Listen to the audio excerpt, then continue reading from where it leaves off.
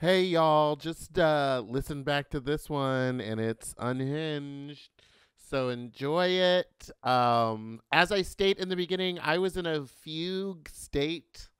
I was not thinking clearly. This episode is wild, but I don't have time to re-record anything, so just enjoy this. I'm fine. You're gonna think that I'm not doing well, but trust me, I'm fine. Ooh, play the music. Tony Soto Show. Ooh, hello and welcome back to the Tony Soto Show featuring me, Meatball, but also just the Meatball Show now. Fuck Tony. I am in a fugue state. I'm in a rogue state. Something is wrong. I am not happy. I would like to start with saying hi, hello. What a wonderful week. Last week I did scream a lot about my stomach hurting, my insides hurting. I finally went and saw a real doctor, a good doctor, a fantastic doctor. I cannot speak enough about how incredible this doctor is. And just to talk about how wonderful he was. Wait, this isn't where I was going to start. Anyway, he walked into the room in like an animal print silk shirt flowing, like just dangling off of his body. And a tight pair of dark trousers. I don't know. I wouldn't call them jeans, although they may have been denim. The fit was, all I can say is it was a trouser, whatever that means to you. That's what he was in, but it was fancy and looked expensive. Then on his feet were those shoes, the tabby boots that are like a heel, but the your big toe and the rest of your toes are separated. So you're almost like a ninja. Is that racist? Probably. I don't know. That's just the first time I saw that type of shoe was in that movie Three Ninjas. Wait, was that Three Little Ninjas? What did I just say? What did I just say? Was that Karate Kid? Anyway, he was wearing those shoes, leather, black leather. So already came in and he just plopped his body down into the chair across the room from me. I, of course, showed up in it's a new tracksuit from Adidas. I don't know if you know this about me, but I have an extensive Adidas tracksuit collection, but not their normal ones. I have a couple of the plain ones, but only their collabs. So this one is the Bogey Boys collab, which is a light blue, and it's made out of a terry cloth. So it kind of gives you that like beachy, wavy feel. Anyway, I was wearing that tracksuit and a blue polo shirt. So we looked like we were in two different states in our lives. He, a doctor, and I, garbage, whose insides were failing. Anyway, wonderful doctor. His name is Dr. Marcus Tellez. Can't quite pronounce it. He was a former guest on my podcast, Sloppy Seconds with Big Dipper, and I fell in love with him there because he's so dang funny and so supportive of drag. Where was I going? Oh, so the other two doctors just kept on being like, oh, you have IBS, you have IBS. We went over this. I screamed last time. I hit the toilet fart button so many times that my boyfriend was like, you got to stop doing that. Again, I'm really going Tony Soto today. I'm not going to take breaks or edit because I don't have time. He found out that what is wrong with me is that I might have acute pancreatitis. And I went, now what makes it so cute? And he said, no, you're dying, faggot. No, he didn't say that, but it's very serious. I have to change my whole lifestyle. And when I told Tony that, he was literally like, well, it's from drinking too much. And I was like, yeah, I know it's from drinking too much. Everyone's like, oh, could it be this? Of course it was the drinking. Of course it was the terrible food I was eating. Like, what? I feel I'm shocked when someone else seems shocked. Like, my life has been pretty publicly on display. I black out, drink, and I fall over all the time. I'm a walking hazard. The fact that I've made it this far and almost to my next birthday, which is July 13th, it's coming up, babies. The fact that I've been so unhealthy for so long, I don't know. I'm not shocked. I'm truly not shocked. Now, moving forward, I have to just eat healthier and do that, blah, blah, blah, blah, blah. And frankly, I gotta say, it's not that hard. Everyone always calls me like an alcoholic or like a raging alcoholic. And I just have to say, I don't consider myself an alcoholic. I don't know what that means, and I'm not willing to look up the definition. Like, literally, Classic alcoholic behavior, just being like, I don't know what it means, but I'm definitely not. No, I would say what I did was like binge drinking. What happens is when I do decide to drink, I'm like, cool, we're going hard. So besides my insides just constantly hurting at all times of the day, I have also said yes to every single gig this month. So wild. Okay. I'm gonna smoke now. Whew. So this, as I was saying, I'm very busy this month. So if you want to see me anywhere, on the 8th, I will be in Long Beach for Diverse Land Insiders show. On the 9th, I will be at Precinct for Box Stars, co-hosting with Tony Soto. On the 14th, I will be in San Francisco doing reparations, hosting with Snacks, former contestant of the pageant with Tony. On the 16th, I will be doing Sucia Sundays in San Diego. The tickets are $15, and it's going to be an outdoor pool party daytime if you're in San Diego or want to drive the 45 minutes down to come hang out with me by a pool all day, diva. Then on the 21st is Fat Slut at Precinct, and on August 4th is Fat Slut in San Francisco. Let's talk about what I was up to today, baby. I went downtown because as you know, I make all my own costumes, and I wanted to make myself some cute new stuff for the month because I'll be traveling and it's my birthday, and I'm not a Barbie person. I'm not super excited about the movie coming out. I will say as a child, I think every gay person has felt this way. Hold on, I'm taking a hit.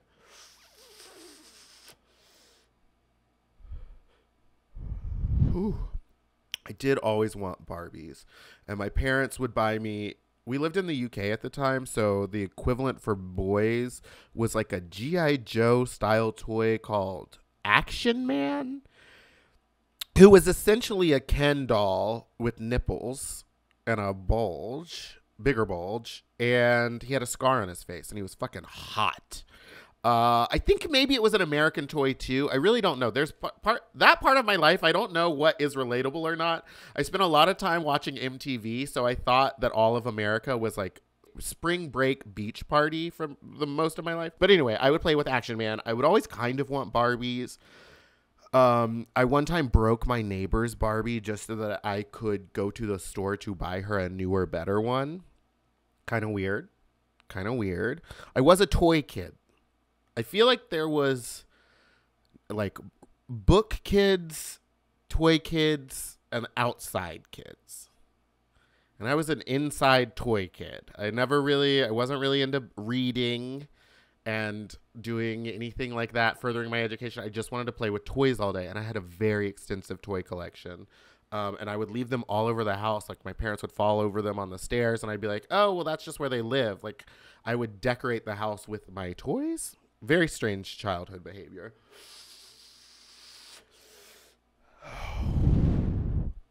But that's what I was up to. So I guess I kind of always wanted a Barbie. I think she's cool. I'm not into collecting them. I'm more into collecting like weird dolls. So I have from the Drew Carey show, I have a Mimi doll. She's like fat with a blue eyeshadow. It's really cute. If there was ever like a Snooki doll, I would probably get that.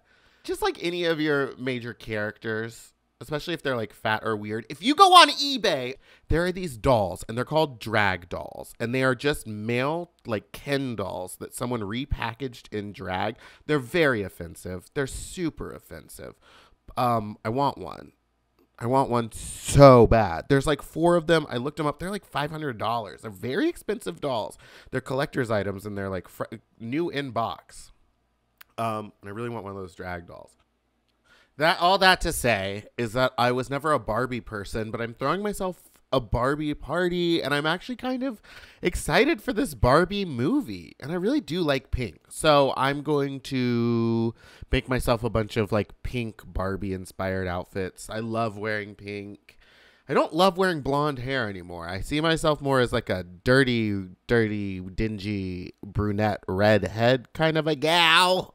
But I think I might get Fina Barbadotta maybe stand up for a couple hours. I'd love to get some fresh blonde wigs from her, Barbie theme. I made my like announcement poster, and it's like a composite image of, all I did was I looked up fat silhouette and then Barbie silhouette, because there's that classic black Barbie silhouette, and she's not black, the silhouette itself is. I guess all silhouettes are black. Well, no, it could be any color. But when you think of silhouette art, you think of like someone's head turned sideways and it's black on a white background.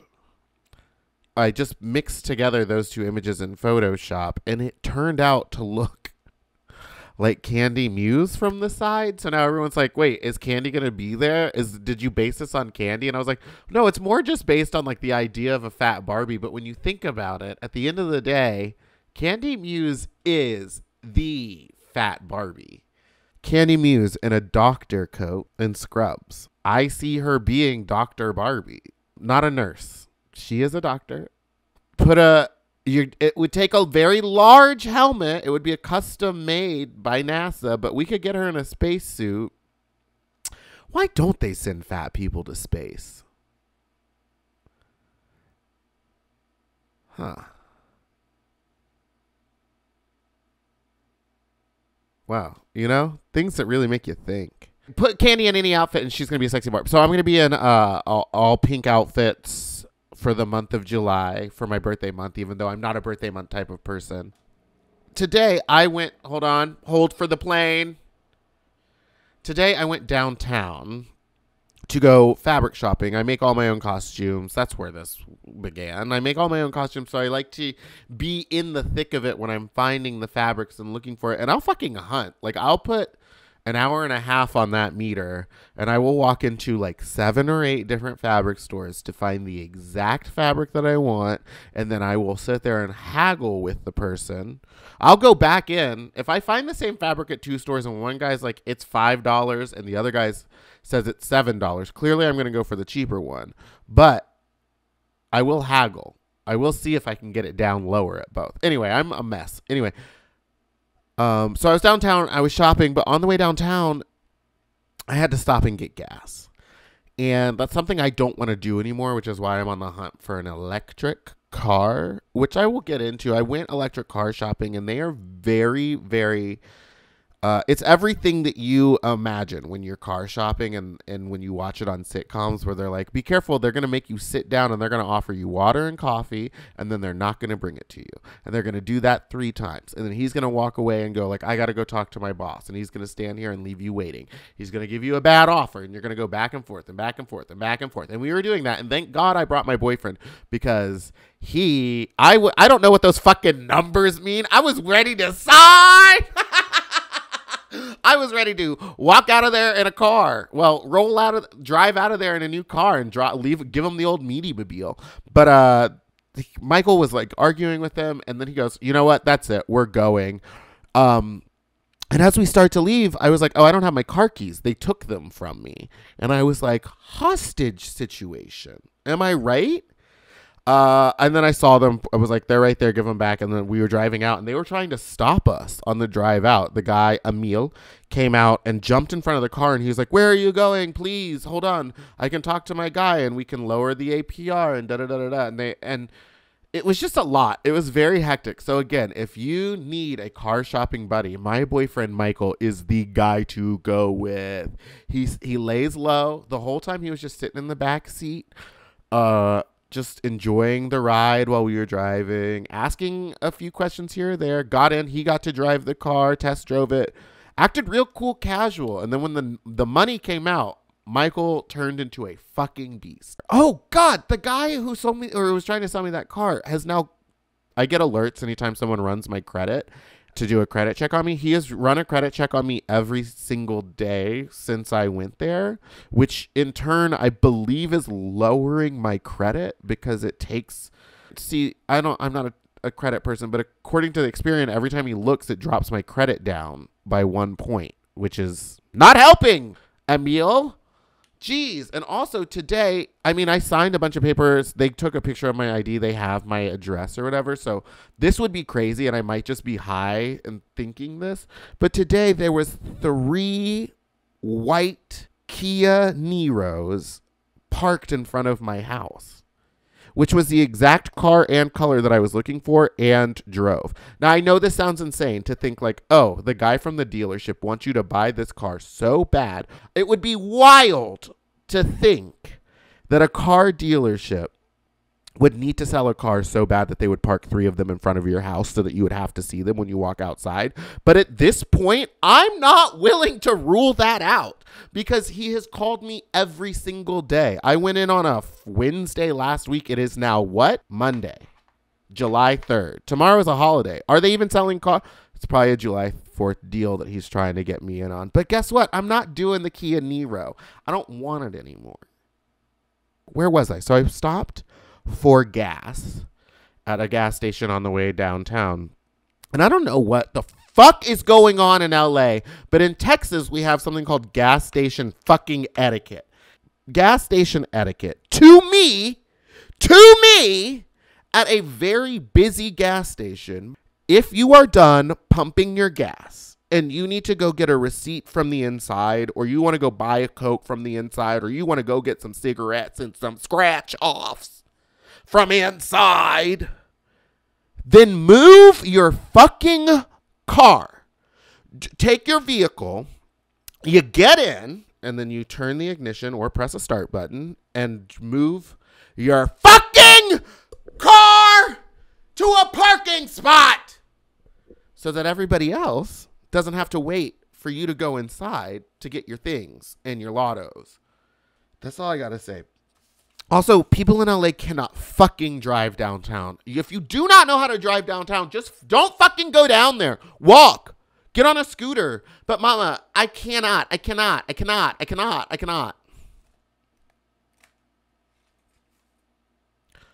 going to take a break and then we'll be right back. Tony Soto Show. And we're back. Slay. I have been on one today. So I now want to just take a moment and talk about things that I'm grateful for.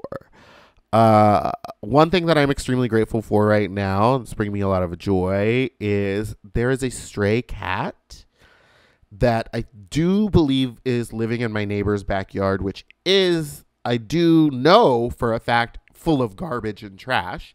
$1 million home, and their backyard is literally filled with garbage bags. It's not computing.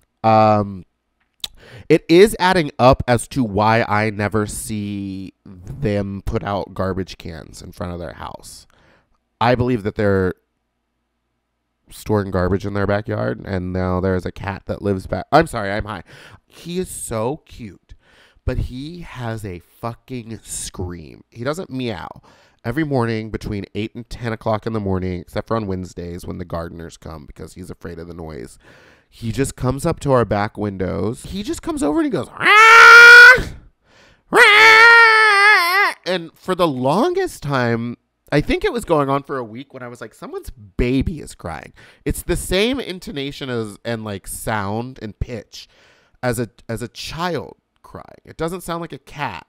So for the longest, I was like, someone get that baby.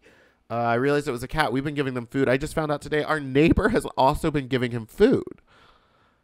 And I don't need a third cat, but there was a little part of me that was like, well, if no one will take him, I'll take him. But our neighbor who also has a cat, I think might get the leg up on us. And honestly, I don't need a third cat. That's fucking weird. So I love him. We started calling him Little Red Guy, Little Red for short. And today I went outside and he didn't run from me. And that was nice. He wouldn't let me touch him. He stayed about 10 feet away, but it's nice to be building trust with an outside animal. What else is going on in my life? I lead a very simple life. You know, just waiting on my pancreas to fully give up, and then I die. Is that it? Is there anything else to talk about? It's getting hot. Ooh, baby. The heat. My pancreas is dying. Drag is so different in every city. What's expected of a queen in each city is different. What's expected of... I just ran into Angeria when I was in Santee Alley. Oh, my God. Let's talk about Santee. I was down there buying fabric. Well, okay, not Santee Alley is a separate part of downtown. I was technically in the fashion district, or fabric district, as I like to call it, because it's full of fabric, not fashion. You're making the fashion with the fabric. There is one store down there where many, many, many moons ago, when I was a single little diva and I was looking for four-way stretch spandex that was blue with red polka dots, very specific, and I remember because trauma, and I believe it is it's on 8th Street. 9th Street? I don't even know where it is. Trauma. I went in there and he was touching me inappropriately, like kind of on the butt, rubbing my chest, grabbing. The most offensive part was when he grabbed my double chin between his thumb and forefinger, but not like you would pick something up, like where you're just using your fingertips. Imagine kind of sliding your fingers horizontally under my chin and getting a lot of meat in between them, using your fingers almost as a clamp. So your whole side of your forefinger and the whole side of your thumb are in full contact with my sweaty double chin. So he grabbed my gullet like that and shook it and said, "I really like this. Can I kiss you on the cheek?" I thought he was going to discount the fabric, but it was still $10.99 a yard. Later to find out that fabric should only be $5 a yard. So it's not an unknown thing to me that men down there in the fabric district know that gay men are shopping and make sexual advances on them. A few weeks ago, I went down there and it happened in a way. Usually I'm fine with it and I just cut it out or slap their hand away and leave the store and remember not to go back to that store. It hadn't happened to me in a long time. I think I'm fat and hideous, so why would any old Armenian man want to touch my genitals? But it did happen to me like 2 or 3 weeks ago, and I don't know. There's just, you don't react the way you think you're going to react. You think you're going to slap their hand away, because this time he fully just grabbed my penis, grabbed my whole cock and balls by the hand and put his other hand on my lower back to kind of give himself leverage and got it all in one good grasp. And I froze. I didn't know what to do. I was just like, you think you'd scream, you think you'd slap, you think you'd push. Sometimes you're just kind of shocked, and it's almost funny that it's happening because it's always such an unassuming old man, like a man definitely in his 80s, like older than my grandfather when he died. I guess they're just old dirty birds. And I froze and just went, "No, thank you," and walked out of the store. And I called my boyfriend and I was like, "Well, I don't know what to do." And he was like, "You want me to come down there and beat his ass?" And I was like, I don't know what to do. So I guess, cause he's just an old dirty man. And I'm just, I guess it's just like, I'm not going to be that old dirty man, but I don't want to ruin his fun and put his whole life on blast. And I don't know, he has like a family probably just for groping me, but also it's wrong. It's so wrong. If I was a different person, that could have gone very poorly for him. If I was the type of person that like threw hands at objectionable behavior, that could not have gone well for that guy. And I think now if it were to happen to me, now having that experience, it's like, oh, I definitely would react quicker and I would know what to do. But in that situation, you're like, I was just shocked. Thoughts? Opinions? Have you been grabbed and groped downtown? Have you been grabbed and groped somewhere inappropriately? I think also what made it wilder is like, I've had people do that to me in a nightclub. So I feel like maybe there was a sense of like, oh, this is a thing that has happened before, but like piecing it together, and I'm not going to say that there is a level of consent in a nightclub, but I think that my behavior, when it has happened to me before, I was not objecting to that. I was open to it. So let's cut the consent out for that one. As some of them say, I was dressed like I wanted it. I was asking for it.